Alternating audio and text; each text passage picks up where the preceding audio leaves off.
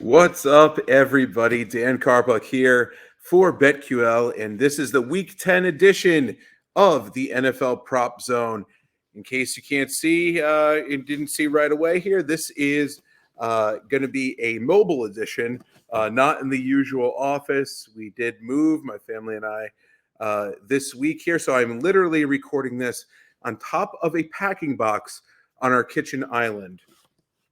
After all, NFL player props, they don't sleep. I do not sleep when there are player props to bet. And I have this week's top 5 player prop picks. As usual, we're going to start off with Jared Goff over 266.5 passing yards versus the Chargers. Now, over and over and over, we have targeted quarterbacks against this Chargers team, and this week is no exception. Goff has the best possible matchup as a passer. Los Angeles has allowed an NFL worst 303.5 passing yards per game this season, and Goff has gone over this 266.5 passing yard mark in 3 straight games. He had 353 against the Buccaneers, 284 against the Ravens, and then 272 against the Raiders. Now, this is coming after a bye week as well, so Goff and his offensive weapons will be rested heading into this one. Goff has the second best quarterback rating against cover 6 defenses, which the Chargers like to run. And where Goff likes to pass the ball is the middle of the field, and the Chargers really struggle in that area. So this season, Goff has completed 79.4% of his passes with 8.3 yards per attempt and ranks 5th in the NFL in True Media's version of EPA per play on throws over the middle. Keep that in mind when I get to Amon-Ra St. Brown next year. He ranks 5th in the league with 36 receptions on those throws. There's no NFL team worse at defending the middle of the field than the Chargers. They're dead last in DVOA against throws to the middle of the field. Opponents have completed 77.7% of their passes, 9.2 yards per attempt, 7 touchdowns, and have the league's 3rd highest EPA per play when targeting that area of the field, again, per True Media. So like I just mentioned, he completes almost 80% of his passes in that area of the field, and this defense allows almost 80% of their passes, of opposing passes, I should say, to that area of the field. So I'm not going to overthink this one at all. This is the best matchup a quarterback can have, and he is going to be throwing to a receiver that thrives in the weak spot of the opposing defense. I also like 325 plus alternate passing yards. You could get that at plus 325 over at DraftKings.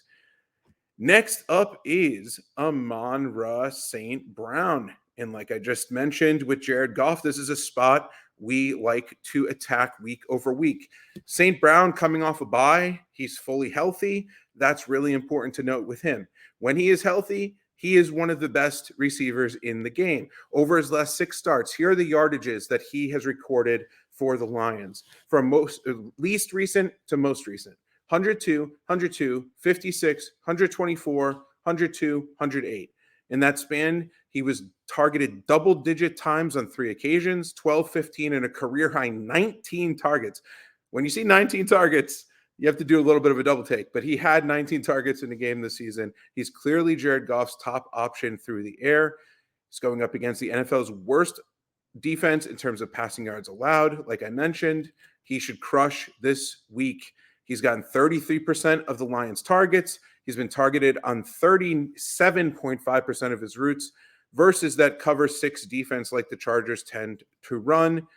And most likely defending him will be corner Jasir Taylor. Among 46 players who have played at least 50 coverage snaps in the slot, Taylor ranks 27th in yards allowed per coverage snap and has given up 23 catches for 287 yards on 36 targets.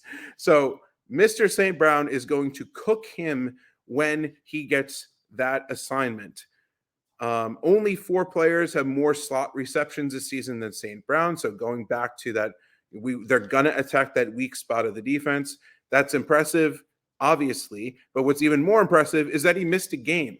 So He ranks fourth and he missed a game. So he probably would have been number one if he didn't miss that game. Goff has an elite 114.1 passer rating when targeting him in the slot. I like this. I like 120 plus alternate receiving yards, also plus 320 over at DraftKings as well. If you want to parlay the two together, they obviously go together quite well. If you want to use them in DFS, like I'm going to probably in all my lineups this week, they're going to be popular, but I think they're going to be really good chalk this week. Moving on to Will Levis, over 212 and a half passing yards, minus 113 at Bet Rivers. Now, this doesn't make sense to me at all. This Tampa Bay pass defense just allowed Texans rookie CJ Stroud to throw for 470 yards and 5 touchdowns last week. So clearly they're in terrible form.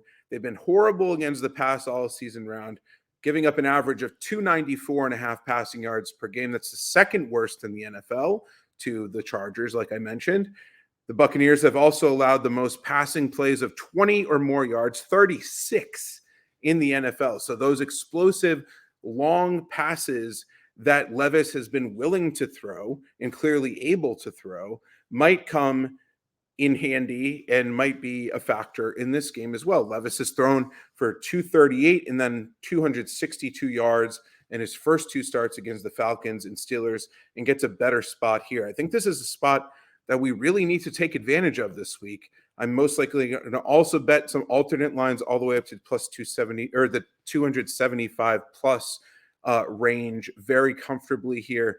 BetQL is projecting him to throw for 250 yards in this matchup, and you could get 275 plus passing yards, the alternate line at plus 340 over at DraftKings, which I like to do as well. Moving on to somebody else who should be in a great spot this week, it is Aaron Jones, over 51 and a half rushing yards, minus 114 at Bet Rivers. Now, Aaron Jones is back and healthy once again. This is going to be a huge boost to the Packers offense. He outsnapped A.J. Dillon for the first time all season last week, which is really shocking to me. I had to look at those snap counts multiple times there. But Jones has been banged up. He's finally healthy again. He took 20 carries for 73 yards and a touchdown in a win over the Rams last week. Had 4 catches on 6 targets also for 26 more yards. In other words, he was heavily featured. I think he's going to be heavily featured again in this matchup. Notably, that was the first time all season that he also had double-digit carries in 5 starts.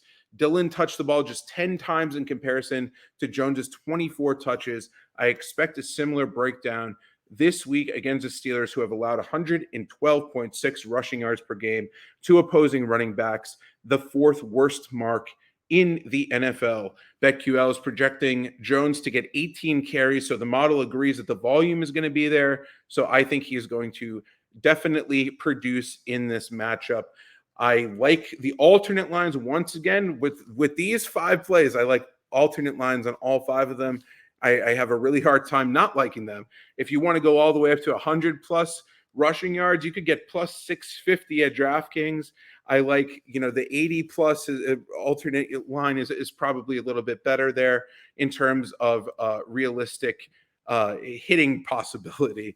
But plus 650 for Aaron Jones in this matchup, if he gets 20 carries again, I kind of like it.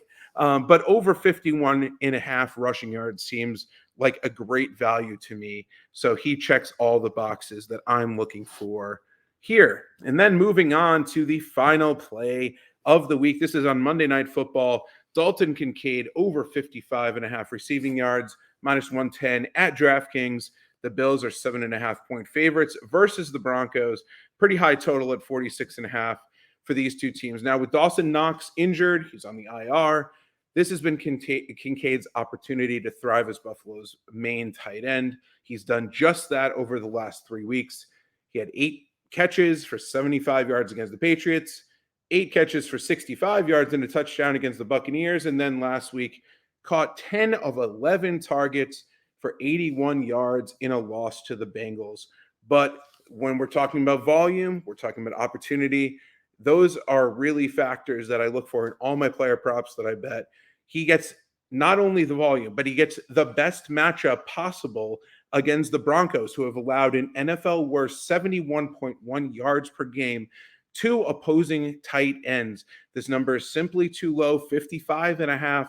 I expect this contest to stay close. And remember that this Broncos team can be sneaky. Yes, the Bills are 7.5 point favorites, but this Broncos team beat Patrick Mahomes and the Chiefs a couple weeks ago and pulled off some pretty miraculous outputs here this season after they got absolutely leveled by that Dolphins team and gave up 70 points earlier in the season. That was a definitely an aberration, and that's not going to happen again here. So I wouldn't be shocked if this game stays close throughout, and that the Bills really need to lean on Kincaid. If you want to get crazy once again and hit those alternate lines, 100 plus alternate receiving yards is plus 600 at DraftKings. I don't know if I'm going to go up that high, but I just had to mention plus 600 anytime we see that in a best possible situation in terms of matchup and in terms of potential volume. I have to mention that. So once again, Kincaid over 55.5 receiving yards, minus 110 is the final play of the week.